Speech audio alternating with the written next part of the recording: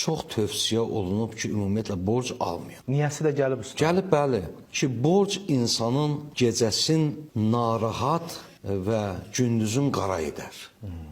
Stres gətirər. Stres gətirər. Bəli. Hədisdə varımızdır ki, borc insanın ölümünü tezləşdirər. Bunları, baxın, Emil müəllim, mən bəzən təhlillərdə, nəinki bu təhlildə, bir hədisi təhlil edəndə tez zehnimiz mənəvi təhlillərə gedir.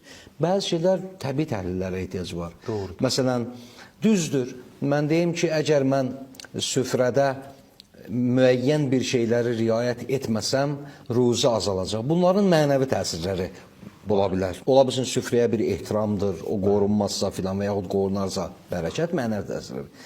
Bəziləri irşad deyirlər, yəni başa salır sizi ki, bu dəqiqə statistika götürsək, nə qədər borcdan infaq keçirdib, udar keçirdib, zərbələnib, intihar edənlər, hətta ürək xəstəliyində tutulanlar bu barədə yumorlar da hazırlayırlar, paylayırlar ki, bəli, mənim borcum var, artıq bu vəziyyətə düşmüşəm. Bu bir həqiqətdir və hədisdə də bəli var ki, borc insanın ömrünü azaldar. İndi bu demək ki, bir nəfər borc götürsün, desin, məsələn, silə-i rəhimdə bir mənəvi təsir var. Bir nəfər qət-ur rəhim etsə, yəni ömrünü azalır. Hə, silə-i rəhmi valideyni ilə, qohumu ilə, əqrabası ilə o əlaqəni kəssə, ömrü azalar. Burada mənəvi rabitə var. Bağlılıq. Mənəvi bağlılıq var. Bu əlaqələnsə yalnız mənəviyyatla əlaqələnə bilər. Amma burada mən düşünürəm, belə deyil ki, bəli, bir nəfər borc alanda tez öləcək. O mənası yoxdur ki.